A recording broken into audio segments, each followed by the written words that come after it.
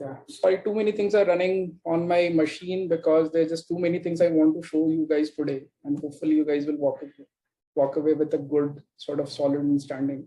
So hopefully you can see my screen now.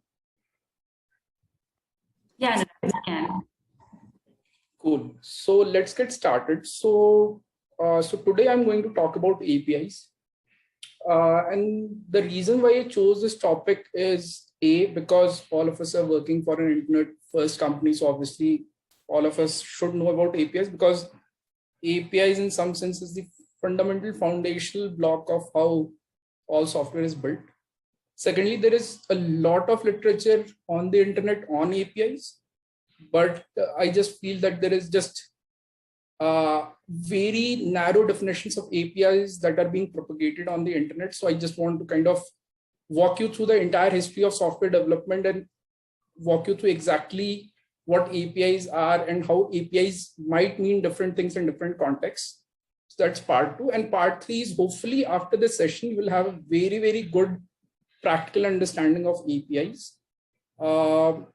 And I'll be showing you some simple live code demos that will help instill the concepts in your mind, right? So let's just get started. So the first slide is basically what I spoke about just now.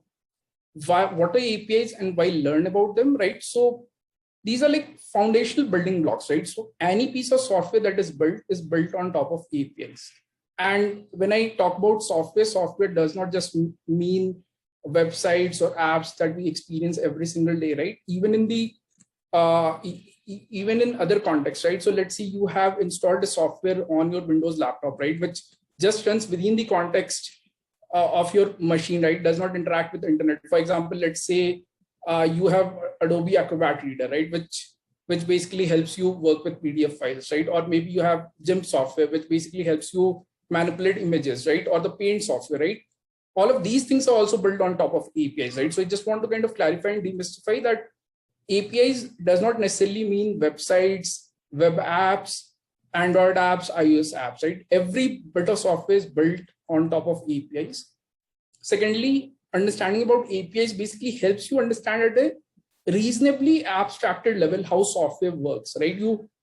We are not going to talk about how you really build the guts of an API or how the nitty-gritties of software development really works. But if you understand APIs, you will be able to understand the foundational building block level, how one software is built on top of another software, and another software is built on top of another software, right? So just that kind of clarity understanding will come once you kind of go through this session.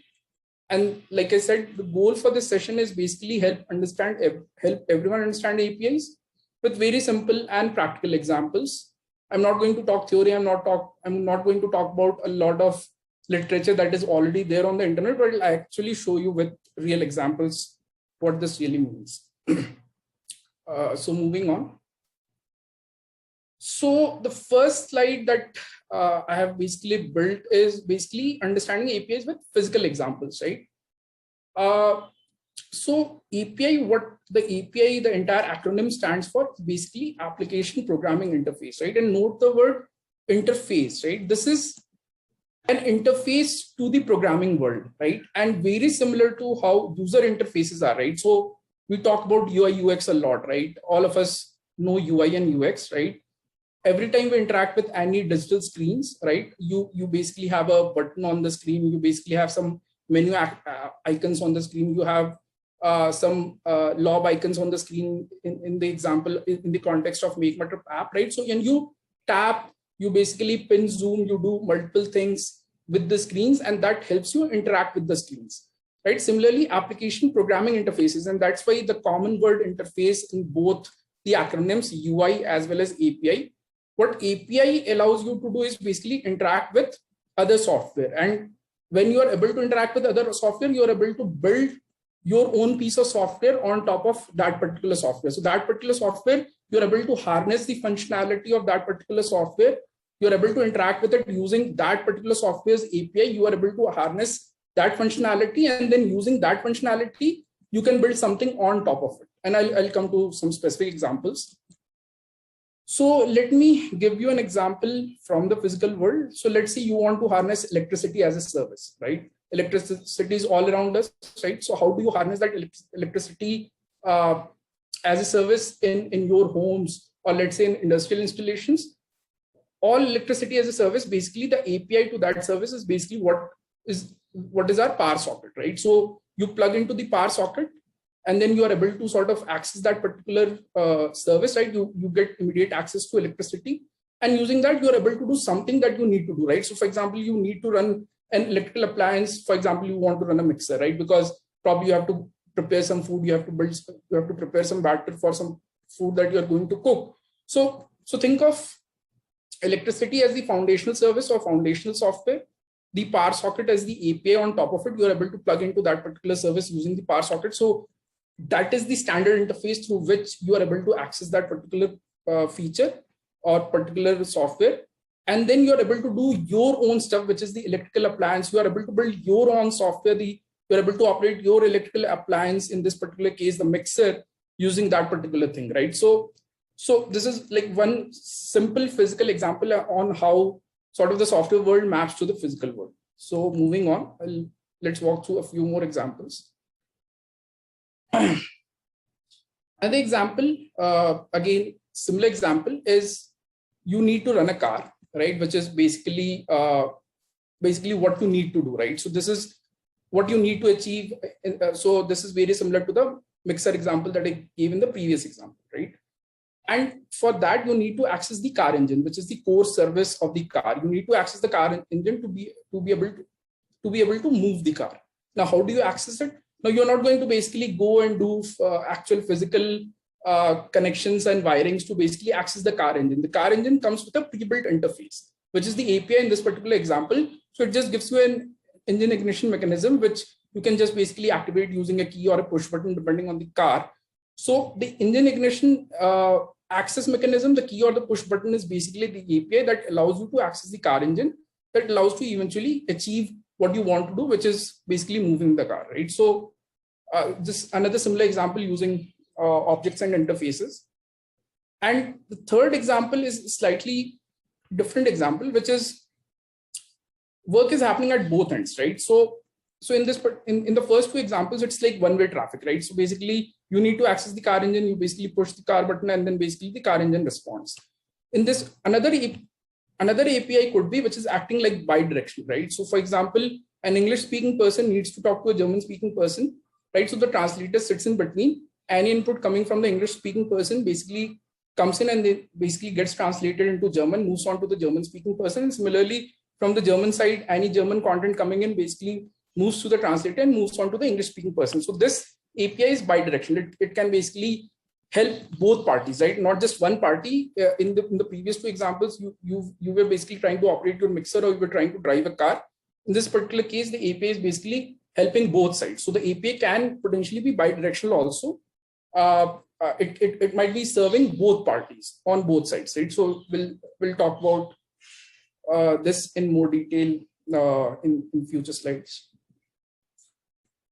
So I've spoken a lot about how APIs help you build your particular thing on top of some pre-built software, right? So let's do some demos. Let's do a live code example. And just for the sake of this particular conversation, what I've done is basically I'm going to show you an Excel example, right? Because most of the audience, I presume, is non-technical. It's largely PMs and business people, right? So they obviously don't do hands-on coding. So I'm going to give you an Excel example. So the example that I'm going to show you is how to manipulate Excel files, right, using Java. So I was a Java developer in my previous avatar before I did my MBA and moved into product management. So I'm going to show you how to manipulate Excel files using Java, and then I'll work through the example and actually show you what is the pre-built sort of functionality that is already out there. How do I use that API to basically use Java to basically manipulate an Excel workbook? So let's walk through that example. But before I do that, I've just put a screenshot here of when you actually go into Google search, right? And Java does not come with pre-built functionality to basically manipulate Excel, right? As you can imagine, because Excel is a very Microsoft plus standard, right? It was something that was built by Microsoft. Java is an open source sort of language. So Java does not allow you to manipulate Excel directly. You cannot basically read Excel files or write Excel files directly to Java. So what do? You basically try and figure out if there is an API out there in the world that helps you manipulate Excel files from Java, right? Even though Java does not have that functionality inbuilt, maybe you can use something that allows you to do that. So if you go and basically do a simple Google search, right, and say, read and write Excel files in Java, how do I basically do it, right? So the kind of results that will come up will basically look something like this. So how to read, write data from Excel file. As you can see, if you look at the description, it talks about some kind of product, Apache POI in Selenium. That's a widely used API, right? And the word API appears. For Selenium data-driven testing, it is a POI library written in Java that gives users an API, right? So this is kind of pointing you in the direction that I'm trying to take you, right? Which is saying that you have something that provides an API that you can potentially use in Java that can help you manipulate the Excel file. Similar examples, read and write data from Excel sheet using Apache POI. Apache POI is an open source Java library developed by Apache, which provides an API. So Apache POI is something that is out there that will walk through the example that basically provides an API, right? So it provides a programming interface, which then you can use in your Java program to basically manipulate an Excel file, right? So let's go through the example. So just switch my window. Yeah. So just give me a second. Before I start the demo, let me also set the context here. So what I'm going to do is I'm basically going to show you how I can use the Apache POI APIs to basically read and write an Excel file. I'm going to write an Excel file in D drive. So when I write the program, you will see that I'm going to write it in D drive. Right now, there is no Excel file in D drive. As you can see, there is nothing there, right? This is a plain D drive, just some folders. There is no Excel file out here. So let me just show you the example, right?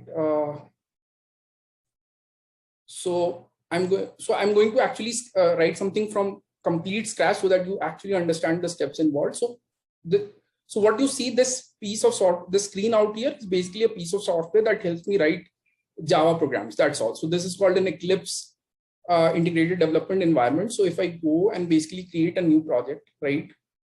So this is a new project, right? And don't get worried about what I'm doing here. Basically, I'm just trying to create a Java project which has a particular folder structure. So this is some Maven project that I'm going to create, right? And I'm going to create a very simple project for the purpose of the demo. Right, I have to give some name to this particular project. So this is what it is. So I'm just going to give it some names.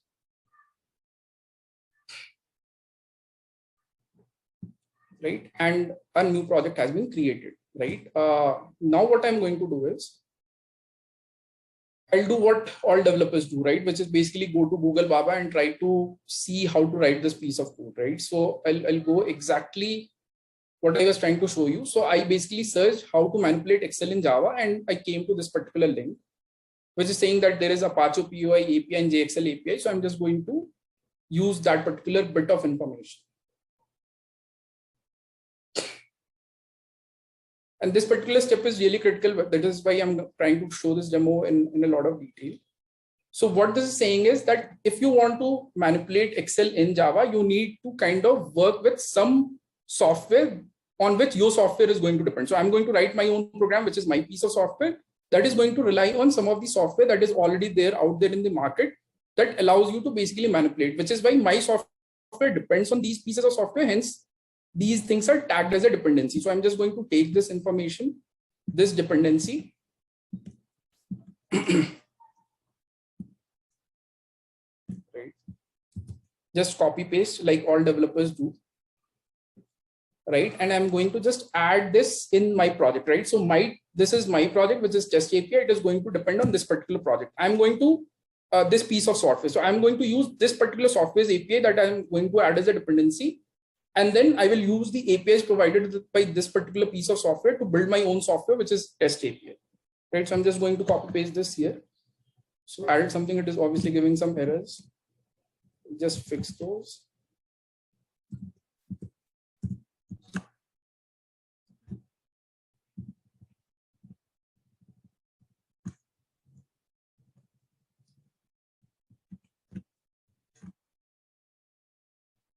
So now what has happened is I have a test API project that I've created, which is the piece of software that I'm trying to write. To this software, I have added another piece of software, which is these two projects, org.apache.py, which has two artifacts IDs, py and py over XML. Right? So now my piece of software depends on these pieces of software. Now what is going to happen is,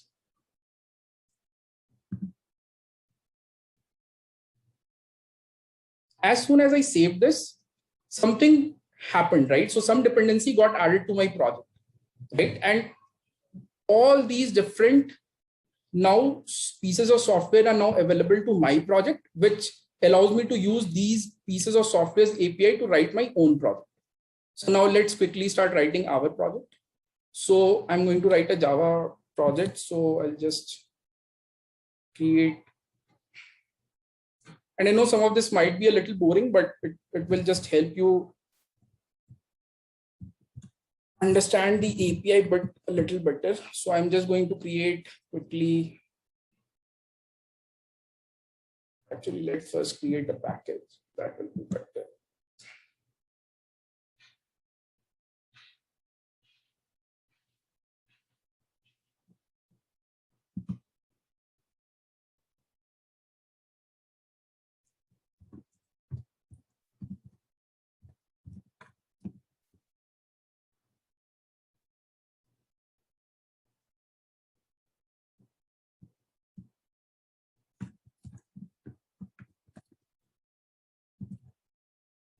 So I'm going to call it demo Excel and then just create it. So now this is my piece of software is now starting, right?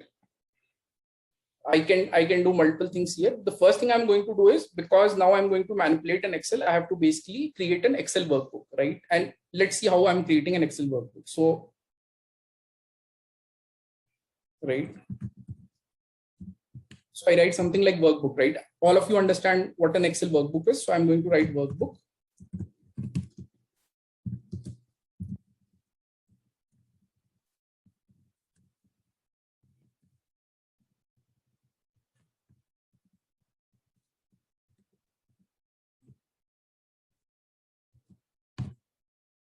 So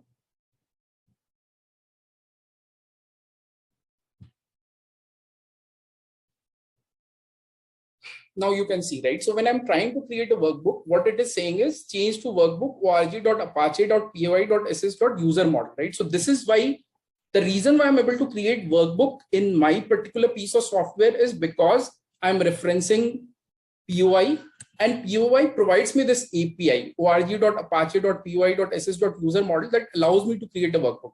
If I had not done this, I would not be able to use this. Like if I would not be able to write this line simply because until unless I have this particular project and I have this particular API within my project, I will not be able to write this line. Like Java will not let me write this line. So I'm using this particular project's API to basically build this piece of software. So that is what it is, right? So this is what I wanted to show you. And I've already kind of created a similar project here, right? So I am just going to skip over a few details. Exactly same thing. So what I did was I created an Excel demo, right? Which is able to basically reference workbooks, able to create sheets. So you are able to do a workbook, you are able to do a sheet, you are able to set some column width on the sheet, you are able to add some headers, you are able to set some fonts. All of this you are able to do only because you have access to these APIs, right? You have access to the POI APIs that allows you to work with a XSS workbook, a font, a sheet, a row, some fill pattern, some cell style, etc. If you did not have POI software and you don't have access to the POI API, you will not be able to do all of this, right? So let's just quickly run this example. So what it is going to do is basically going to write something in the D drive called text.xlsx. And right now, like I showed you, there was no workbook right there. So I'm just going to run this example.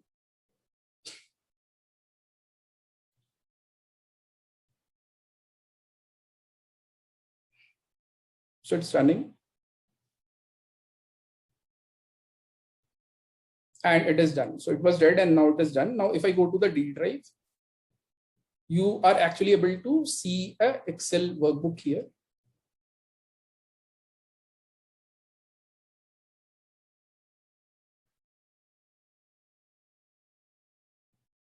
And I have written some text data, right? So I have some headers and some columns, right? So this is what it is.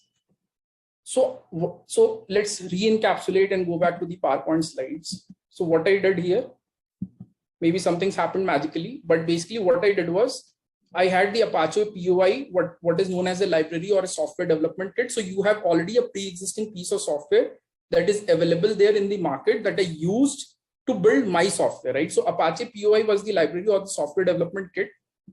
Then that Apache POI library basically allows me these kinds of things, right? It allows me to create a workbook.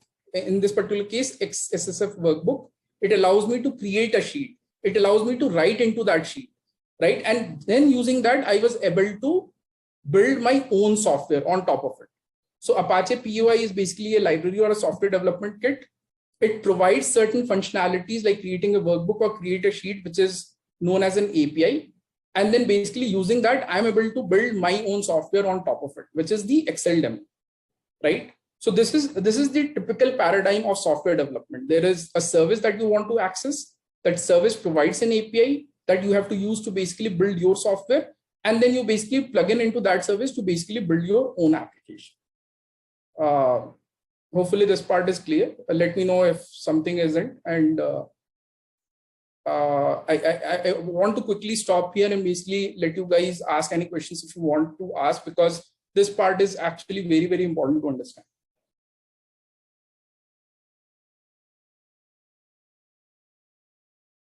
Shall I move ahead then? I had a question. What is the difference between an API and a library? So what is happening here is basically, let me go back to my Eclipse menu. So think of library as basically packaged pieces of code, right? So this is basically a packaged piece of code, right, that you want to access. Now you want to access, now using this packaged piece of code, if you want to create your own project, right, that packaged piece of code allows you to build something, but it has mandated certain protocols, right? Like when you create a workbook, you have to call new XSF workbook. That is how it is. So I can show you also. So when I do this new XSF workbook, right, and if I basically open this declaration, if I just click on this, you will be able to see that this is the protocol that you can create XSF workbook in this way. And this you can see is coming from this Apache POI library, right? So a library is basically a pre-packaged piece of code that basically sets certain protocols in which you can do certain things. So if you have to if you have to create the workbook, if you have to manipulate the workbook, it says कि भाई workbook create करना है, तो you have to use this XSF workbook. Or if you have to manipulate some pictures, you have to use XSF picture data, right? So which is what I am physically doing in my example, right? So in this particular example, I have specifically used new XSS workbook because that is the protocol that the library has set. And that protocol is known as the API. The way you basically do specific things using that protocol, those are specific protocols that have been set, and those are APIs provided by that particular library. Understood? And this is like a very common software paradigm, right? You work in Java, you work in Python, you work in JavaScript, you work in any bloody language that you want to work in. This is the exact standard paradigm of building software on top of another software. Even when you use standard Java, right? Java has provided you a lot of frameworks, libraries out of the box, and you use those libraries in a very specific way. So those are Java APIs. Like when you have to create an array, when you have to create a list, let's say when you have to create a list, or when you have to manipulate a picture, or when you have to present something on the screen, you have to paint a UI. Java has provided you certain APIs that you use in a very specific way to build your own software. So Java is the SDK. Java provides you certain APIs that, hey, you can create a screen in this particular way. Now you create specific screen with certain buttons, certain close buttons, certain menu buttons that you do in your specific way, but the generic way has been provided by Java, which is the API. Understood? So this is how it works. So moving on. So this is the standard sort of software building paradigm. One software on top of another software, the other software provides the API, you plug into that and you basically build your own stuff.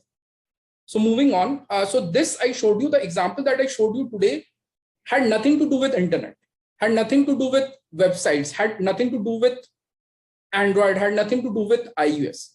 So API does not necessarily mean that you're using APIs only in an internet context. APIs basically mean there is a software that provides certain functionality, which you call an API. You can use that functionality, that functionality enforces certain contracts or protocols that you have to adhere to. And then using that, you can build your own software. So any library, any software development kit provides you APIs. It is not necessarily restricted to internet, which is how people narrowly use this. So I just wanted to clarify that very, very clearly. So moving on to the next set of slides. So now let's talk about APIs in the web context, right? Because all of us work for an internet company. So let's understand what APIs really mean in the context of web, right?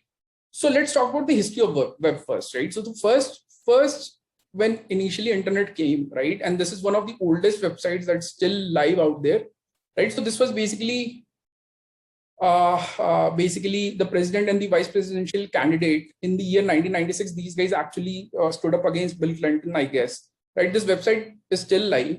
And if you look at this particular website, it is all simple links, all HTML, right? So historically, what happened was when internet came, right, and websites came, right, the internet stack was basically limited to basically just having certain documents formatted in certain form, right, which is HTML, right? HTML, all of you know, is basically a set of like it provides you basically markup where you can link one document to another document. So all the links here basically link to some other document, but all of this content is static content. Like ek baar dal diya, I've put the content once and it is there forever. And all I'm doing is basically simple linking from one page to another. So if I click on latest news and updates, it's just a screenshot, but if I click on latest news and updates, it will lead to another document which has some latest news and updates, right? So there is no fancy interactivity happening. You are not submitting a form, or you are not showing any animation, or you are when you hover onto some icon, there is nothing happening here. Just plain simple static websites, right? So that is how the first website started, right? Then what happened? Interactive websites basically started coming in, right? So you basically, in this particular case, I have given an example of a restaurant website, lazybeersf.com. If I just, again, this is a screenshot, but if you go to the actual website and you just click on this three sort of bars, which is known as the hamburger icon, it will do some kind of interactivity, right? So now what is happening is, not only like in this example, the content basically presents itself once and it is done, right? It does not respond to user input. No fancy sort of interactivity, nothing is happening. In this particular case, there is some user input happening, but still by and large, the content is static, right? Because if you go to lazybeersf.com, theek hai yaar, ek baar content dal diya, which is this decent looking website where you can scroll, there is a tasting menu, etc. And maybe there is some content, but content is not dying. It's not happening that, hey, today you come, it shows a different content. Next day you come, it shows a different content, right? So the next phase of internet was basically interactive websites. Like there is no dynamicity, but at least the website is basically interactive. And the way that interactivity gets powered in the web world, as you can imagine, is basically through APIs, right? Because ultimately, if you have to do something more interactive, more fancy, right, it has to be programmatically linked, right? Without programmatic linking, you cannot do anything interactive, right? Everything will be very static and will be very fixed, like the first example that I showed you, right? So any kind of interactivity basically happens again in the web world through APIs. And in the web world, that particular API, the core API for web is what is known as the DOM API. DOM is basically an API that allows you to manipulate websites and web pages based on user input, based on something something that you want to offer, right? If you hover or if you want to submit a form, So the web page itself will be responsive and reflect what you are doing on the web page, right? And for that to happen, you basically need to have some kind of programming going on, right? Otherwise, how will it respond to user input, right? Some kind of linking needs to happen, and that basically gets powered through DOM API. And DOM is nothing is basically document object model, and you can go to the Firefox Mozilla Development Network website, and this is a screenshot from there. So the document object model basically allows you to connect web pages to programming languages by representing the structure of the document. So you have a web page and you need to interact with the web page. So you need a programmatic representation of the web page, which is what the DOM API allows you to do, right? And using this DOM API, you are able to manipulate the website. So while I'm still talking web, this is basically a browser API. This again has nothing to do with you basically talking to a web server, and then that basically server. You are not talking to any server here. You have a web page. Some user input is coming in, and you are able to manipulate the web page according to the user input. This is not basically fetching any data from any server yet, right? So this is an API again, but it's a browser API, right? So let's quickly do an example here. So let's try and manipulate the MakeMyTrip website itself, and I'll just show you a simple example here.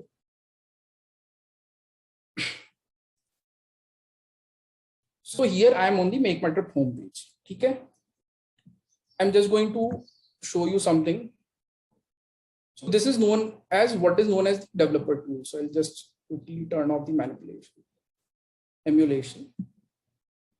So now I have the MakeMyTrip homepage open to me, right? And I want to programmatically manipulate this MakeMyTrip homepage to do something else, right? So I'll come to that specific example.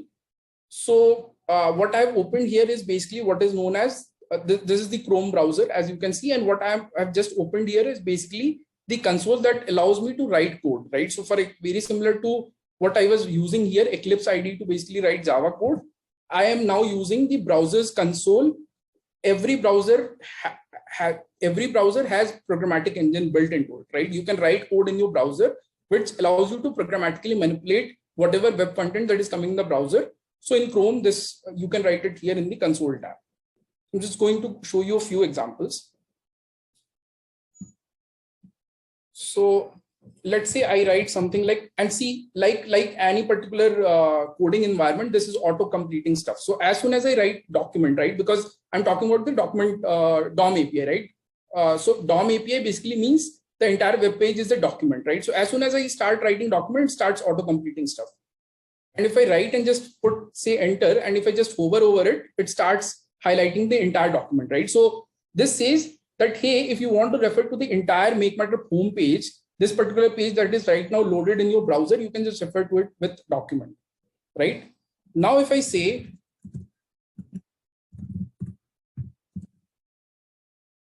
right, and I can write something like get elements by tag name. So before I get there, let me just show you.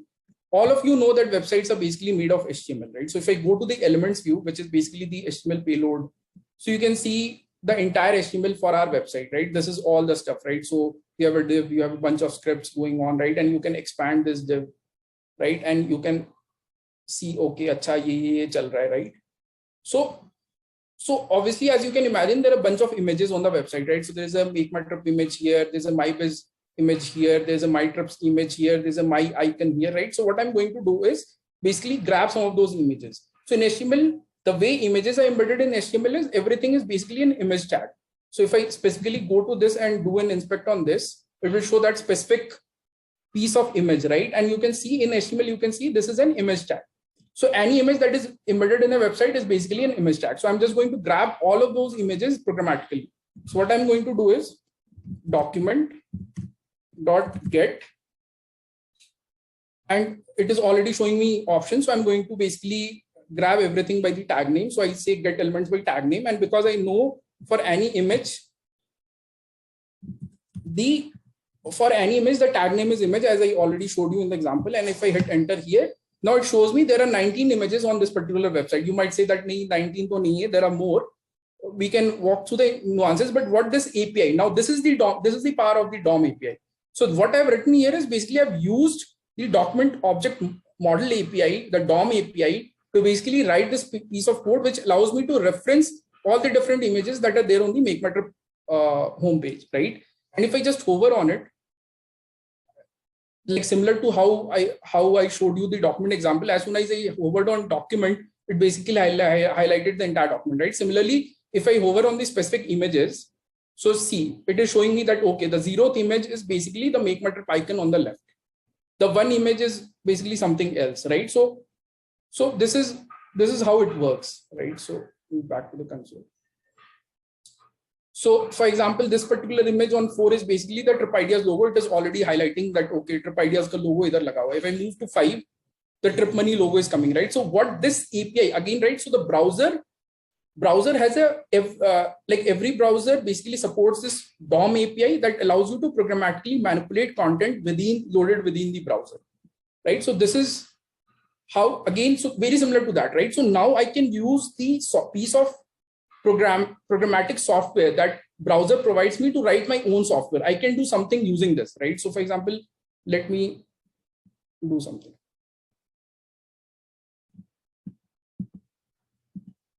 Okay, let's just quickly scroll down.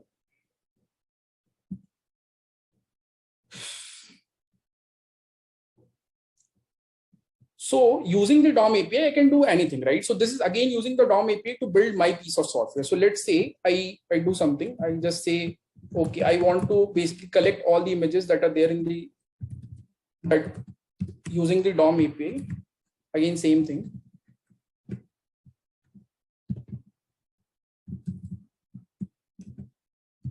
Right. And now I've collected this in all images. Now I want to manipulate the first image. So I just say all images 0. Right. These are just specific ways. So this is the API that these guys are providing, right? And say, I want to change the image itself, right? So I want to change the source, set the source to something else. I don't want the current source, which is set to make my trip. So what I'm going to do is I'll just set the source to something else. And I already have URL of a GI icon. I thought, what better than GI? Let's change make my trip website to GI website, right?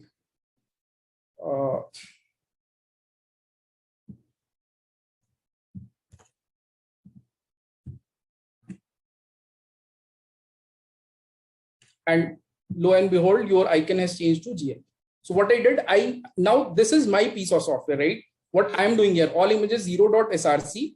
This is my piece of software. I'm programmatically taking a website, manipulating it, and basically doing something fancy, right? But the reason why I'm able to do this, because the browser provides me this fantastic API called DOM API that allows me to build. So browser provides functionality, which is the DOM API, and I use the DOM API to write my piece of software. So again, very similar to the previous example, where I use POI's functionality to build my functionality, right? So this is a browser API, which is the DOM API, and browser provides, as new devices have come up and browsers have become more and more capable, they provide a lot more APIs that we can harness to basically build some cool functionality. So this is one example. Another example we could do was, let's say, this call to action, right? So I again sort of just inspect this, and I see that this particular search button has a specific class name, right, which is called widget search button, right? So I'm just going to again show you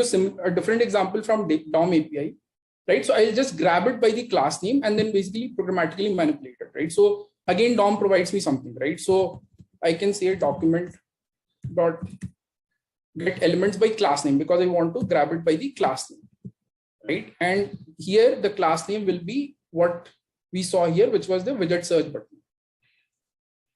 So I do widget search btn, right? And then I want to grab the element, right? And then I want to say uska text change karte, right? So let's say text.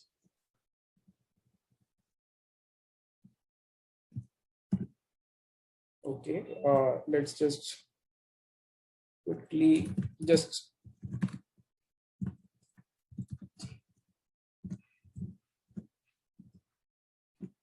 ठीक है. अब हमें हमारा search button मिल गया. We have the search button.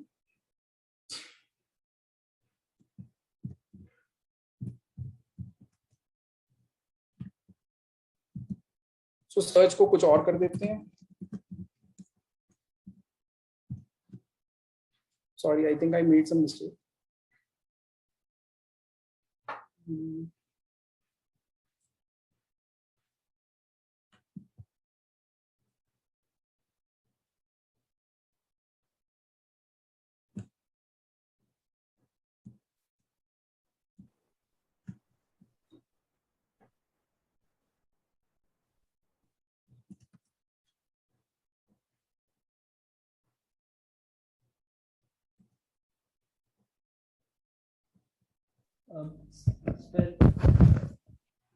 Hi, spelling of beget. Oh, no. I just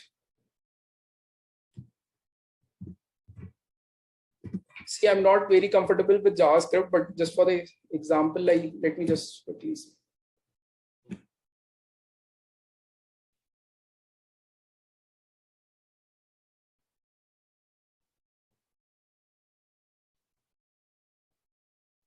Anurag, you typed spelling of beget wrong. No. Never part. Beget Oh, search sorry. Yes, yes. This is the mistake. Correct. Perfect. So, yeah.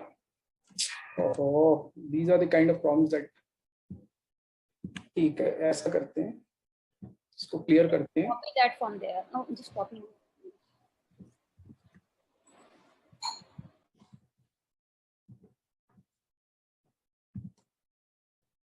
I hope this is exactly what it is. Widgets, capital search, capital button, perfect.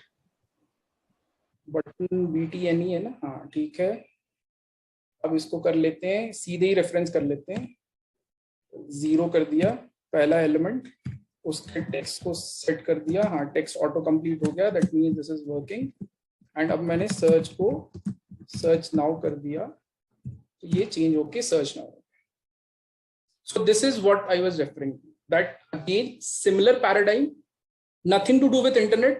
मतलब internet से मैं page ले आया हूँ. Yes, I have loaded the page through internet, but once the page is here and it is in my browser, now I am able to programmatically manipulate this using the browser API that the browser has provided.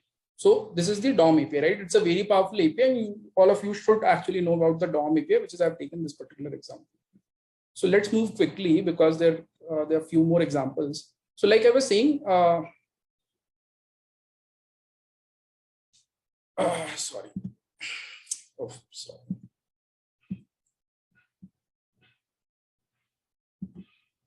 So there are quite a few APIs that the browser provides, right? And quite a few of these are new, right? So for example, a Bluetooth की API आ गई है browser के अंदर, right? So browser powers a Bluetooth API, right? Or for the screen orientation API, right? Because now there are mobile phones, now there are tablets, right? So the browser needs to adapt to the screen orientation. There is a sensor API because now the new devices, mobile has just so many sensors, right? So all of this you can use to basically write your own code for the web, right? And this is the entire spectrum of web APIs. This is available on, again, the MDN website. So all these browser APIs are available. DOM is just one of the APIs that is provided by the browser. And then there are all these other APIs that is provided by the browser that allows you to basically write programmatic code. And typically, it is not necessary, but typically you write it in JavaScript. So the code I showed you just now was all JavaScript code, right? So the browser basically provides a JavaScript way of writing your piece of your code using all the different APIs that it provides. And DOM is just one of the APIs. It is one of the most comprehensive APIs that the browser provides. And beyond that, there are these new APIs are getting added every single day, right? So yeah, so this is the list. So there's just so much stuff happening here that my laptop is getting on. Just hang on.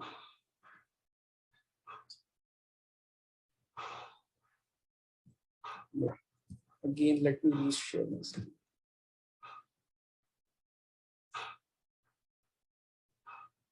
Now we are moving to the narrow definition of APIs that PMs or developers these days use, right? And this basically refers to the third wave, right? So we talked about static websites, we talked about interactive websites, right? Interactive websites, one time you have gotten the content and then you are basically manipulating it within the browser. And then finally, there are dynamic websites. any modern website today is dynamic website. Like makemytrip.com is dynamic, yelp.com is dynamic, right? Housing.com is dynamic. Any website that you have out there is basically dynamic. What happens is basically the browser requests a URL, and then the server that you have basically sends the payload. Now the payload is basically what the payload is. Payload is obviously data, because you need to look at the data, right? So for example, when you search for flights, obviously there are different flight numbers and they have their flight timings and their arrival departure times, right? So all that information needs to be there. Then obviously the formatting of that information, how exactly that information will be presented on the UI, right? And then a bunch of interactive stuff that needs to happen. So that is powered through programmatic scripts, typically JavaScript scripts, like the examples I showed you, right? So this works well within browser, right? You request the server, and the server basically sends you the entire payload, the data, the markup, and all the scripts. Now this world is evolving continuously, right? And apps came in, right? Now when apps came in, what to do, right? So apps again request some kind of URL that, hey, I want to request makemytrip.com on the app. Not technically makemytrip.com, but I want to request makemytrip on the app. The server is out there, right? Server will say, okay, great. So you requested me makemytrip. I'll send you the entire data, the entire markup, and the entire scripts. Will that work? What do you guys think? Will that work? If the server, again, like similar to a browser, sends the entire data, the entire HTML markup, the entire formatting of the page, and the scripts, will that work in an app context? What do you guys think? It will not, simply because what is happening in the app world is that the formatting is being done by the app. When you write an Android app or when you write an iOS app, the entire screens, right, you're seeing, all is being written in Android. All of it is being written in iOS. The app wants only the data.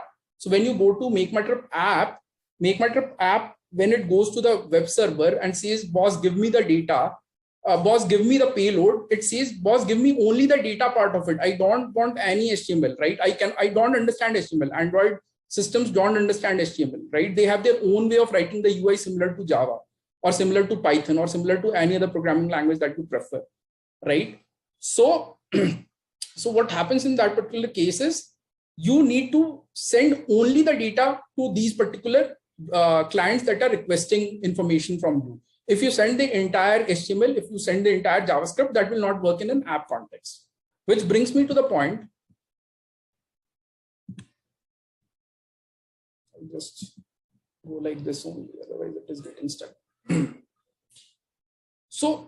So which brings me to the point that the web needed to evolve by being very sort of hard about it, that, hey, I will send you data, I will send you the entire markup, I will send you the entire formatting. It needed to evolve and start sending only data. And then there was second part of it, right? So let's say I MakeMyTrip and I want to build an online offering which allows people to basically find flights and then basically book flights for a specific search context, right? That, hey, I need Delhi Bangalore flights for a certain date, for a certain, let's say, class, premium economy or economy. Now, MakeMyTrip does not have that information, right? MakeMyTrip on its own is not a flights company, right? Or is not a company that owns that piece of data, right? So how does it get it? It basically goes to a third-party web server, right? In this particular case, the Amadeus web server. So the top example is basically, I need to build a website that communicates to my web server, but that web server does not own the data. So it will try and get the data from a third-party web server. And in the MakeMyTrip example, the MakeMyTrip web server will basically go to the Amadeus web server, which has information for all the different flights, right? And then basically it will get that information and then it will apply its own sort of intelligence on top of it and then basically serve MakeMyTrip.com, right? So again, in this particular case, similar to the apps case, what MakeMyTrip server wants is, goes to Amadeus server and says, boss, just give me the data. I don't want any formatting. I don't want any semantic markup. I just need information from you. Just send me raw data and I will do something with it, right? So this is why the APIs, this is the third definition of APIs, which is the SaaS, very much the SaaS definition of API, which is the internet definition of API. So I showed you two examples. First example is completely non-internet definition, which is where I showed Java example using Apache POI API. Second is again an internet example, but not communicating through internet. Once you have gotten the payload within your browser, you are basically manipulating the website And this is the third example where this is how APIs are typically talked about today, right? Which is you request another server that, hey, give me the information, and that server returns you the information. But that information is just raw information. That information does not have any formatting, because you don't want the formatting. You just need the data, and then you will build your own UI on top of it, like similar to how MakeMyTrip has done it, similar to how apps are built, right? So that is how it is used. And this is the SaaS wave, right? So when you talk about software as a service, this is primarily underpinned by the proliferation of APIs that have happened in the market, right? And there are just so many different APIs, right? So Google Maps API, Twitter API. So there's a very good resource, programmableweb.com, which basically has basically a collection of all the different APIs. They keep adding new APIs to this particular list. So this is what it is. This is the narrow definition of the API, that how it is known today. Over the internet, you request certain web server that, hey, just give me the data, and that server provides you the data, and you call it an API. कि boss ठीक है, ये API है, ये Amadeus की API है, ये YouTube की API, etc., etc. So this is what I'm referring to, and these are known as web services in technical world, right? So in technical world, these are web services because you are requesting these services over the web, and this is typically the context in which web app programmers refer to APIs. So these are nothing but web URLs which return data or post data, right? So either you want to get some data from this server, or you want to add some information to this server. For example, let's say I go to Facebook, right? And I like a particular post, right? So that information, user action has happened, and that user action needs to travel all the way to the server and tell him that, boss, a user action has happened, so please store this information on the server, right? So either you are getting it or you are posting it, right? So let me quickly show you a YouTube data API example. This will not take long, it's pretty quick. So YouTube data API, right? So YouTube provides you a data API, and this is the documentation for that particular data API, right? So this is what I was talking about, right? So every time you request YouTube, ki boss, give me data. This is not the YouTube website. This is actually the underlying API for the content that comes up on YouTube, right? So this is the kind of content that it will throw at you, right? And let me just quickly show you a live example. So I did set up my YouTube API just to show you guys how this works. So what it is saying is that, hey, you can basically list all the content on YouTube by keyword, right? So I'll just look at this particular example, right? And this is basically the piece of code. So for hitting any API, not anyone can come in and basically just request YouTube that, hey, I want, for example, this particular example is with respect to keyword surfing, that, hey, give me all surfing videos, right? Give me all surfing snippets, 25 results. Okay. So you cannot just query it just like that. You basically need to have an API key. So let me just quickly copy this code, right? And just maybe paste it somewhere. I'll just do a few things.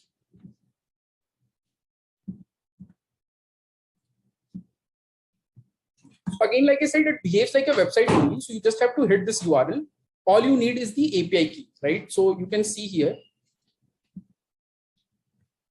it's asking for an API key. As long as you have the API key, you will be able to request this particular URL. So quickly add the API key here. So the API key, how I get the API key is basically, I have to just set myself up on the Google console. And for that, obviously, you need a Google account.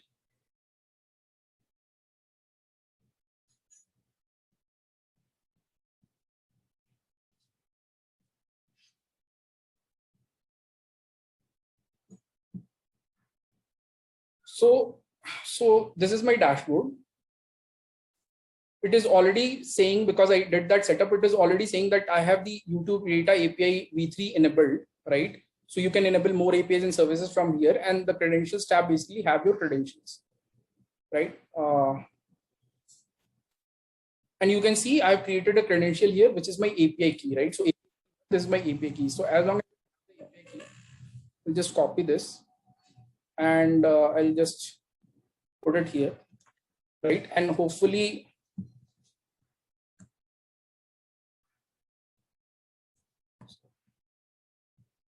So this is my complete URL. So hopefully when I hit this URL in the browser, I should be able to see some data. Right. So let's hope, let's pray to gods, and yes, the API has worked, right? So this is what I meant. Now when I hit this URL, right? So when you hit makemytrip.com, you get the entire website, right? You basically see a screen. When you hit an API, and API in this case, an internet API, right? A web service. You're basically asking a remote server to basically give information so that again you can use that information. So in this case, you're not asking for functionality, you're asking for data. And you're building software on top of that information. So now I've hit the YouTube API and I've said ki yaar mujhe surfing, give me all the surfing snippets. So now it has given me all the different snippets. When was it published? What is the channel ID? What is the title for that particular snippet? What is the description, etc., etc. Right? And now I can take this information and build my software on top of this, right? So this is the YouTube API, right? So this is the narrow definition of the API today in the internet world. It's like when you talk APIs, you're basically referring to a URL that gives you data instead of the entire payload, right?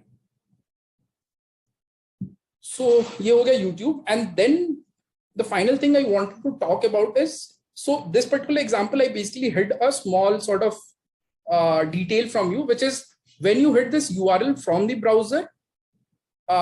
So like I said, you can do multiple things, right? When you're talking to a remote server, you can either get the data or you can post the data because some user action has happened and you need to store that information on the server, right? So getting you can do from the address bar, right? So getting works exactly like a web URL. You just hit that URL in your address bar and you can get the information. But posting is a little more complicated, right? Because posting has a lot more authentication things. Are you a friend of this particular friend? Only then you can like and comment that guy's post, right? So it has a lot more sort of layers, and posting does not happen naturally just through the URL, right? So in order to post data, or in order to delete some data, or in order to update some data, you cannot do it from your regular URL. What you need is something else, right? And that something else is either a piece of software that you write, or there are pieces of software that people have written that you can use to basically test this. So let me just quickly give you a post example. So again, everything is happening over the internet. So obviously this is an HTTP protocol because everything on the internet works over HTTP. But then it is not just getting information. It could be posting information. It could be something else, right? So there are a lot of HTTP actions that the HTTP protocol supports. So other than get, you cannot basically just do it normally in the address URL. What you need to do is you need to use a piece of software. So I'll just show you quickly a piece of software and show you a post example. So Chrome basically has this nice plugin extension. So I have something installed. So this is called a REST client. So just quickly bring it up.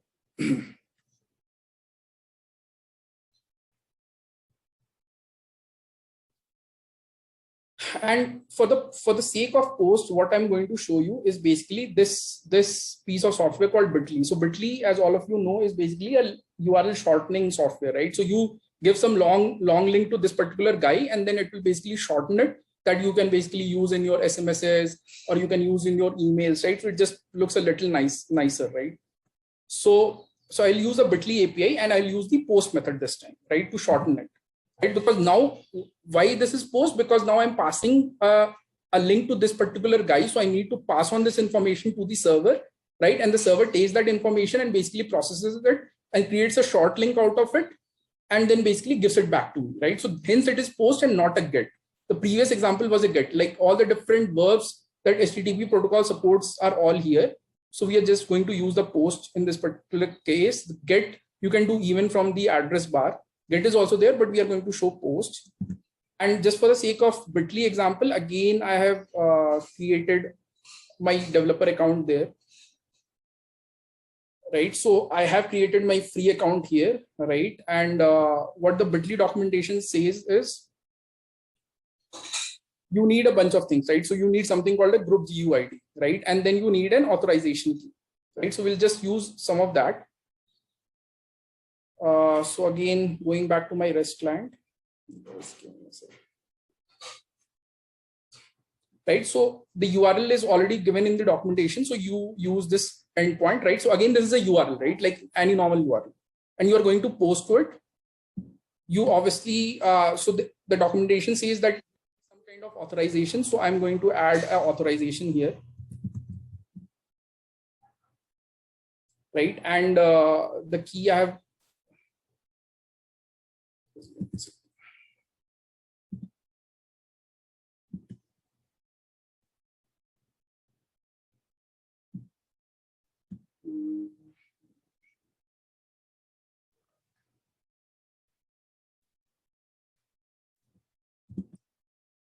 So it says that you need to have an authorization token.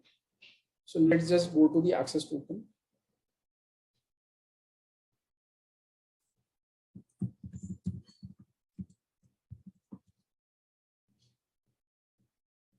Right. So this is my access token. Right. And this is the authorization, because to be able to post to a server, you need some kind of authorization. So this I'm setting it here. So this is one of the headers, right? So I've set my authorization that, hey, this is my key value. This is what I'm going to send you for authorization. And I need to send information, right? That what URL I want to shorten, etc. So that typically is like a key value pair, right? You have keys and you have values, and they have the example here, right? So they're saying that, hey, you need to send this GUID, the domain, and long URL. So we're just going to use this.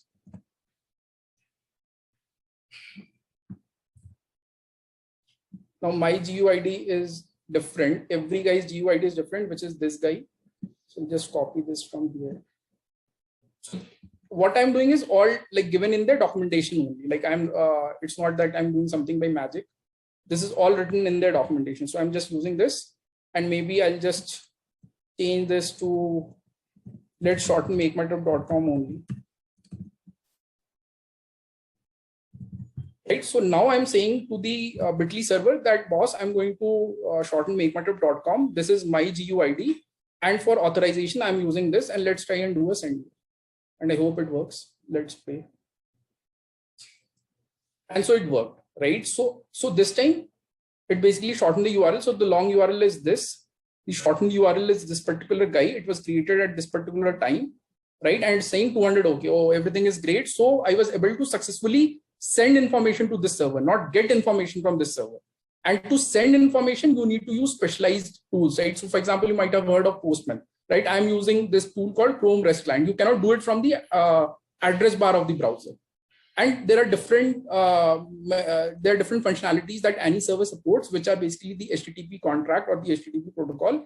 And you will be able to do this. So again, in this particular case, I have used Bitly API.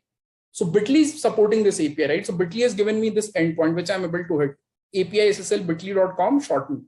So this is their API, and using this API, I'm able to post information to Bitly and create a shortened URL. So this is the post example of this, right? So hopefully you have understood what I was trying to see, and that's it, right? So just to summarize, APIs are basically functionality provided by one software to build another software. This has nothing to do with internet. Secondly, browsers provide a lot of APIs to basically programmatically manipulate content, right? And all the interactivity that you see on websites is basically browser APIs, typically the DOM API, right? And again, that has nothing to do with internet context. Third, in the internet context, APIs are basically web URLs that return data instead of entire package, entire formatting, entire scripts, everything. And when you are interacting with these APIs, either you are trying to retrieve information or you are trying to post information. Retrieving information is easy. You can just hit the URL, like any website, you can hit the URL in the address bar and you will get the information, provided you have the authentication key. But posting information or doing something more invasive, right? Deleting information, updating information, you cannot do it from the address bar. But again, it works very similar. You access a web URL, you do a specific action. In this particular case, I showed you the example of post. And then you post that information from a specific software, or you write your own code, right? So you basically write a Python script or you write a Java program that allows you to do this, right? And in this particular case, I showed you the Bitly example where I was able to basically shorten a link using this. So I sent an information to that guy, and that guy returned back saying that, hey, you sent me this information, I have processed it, and I'm returning you back this information.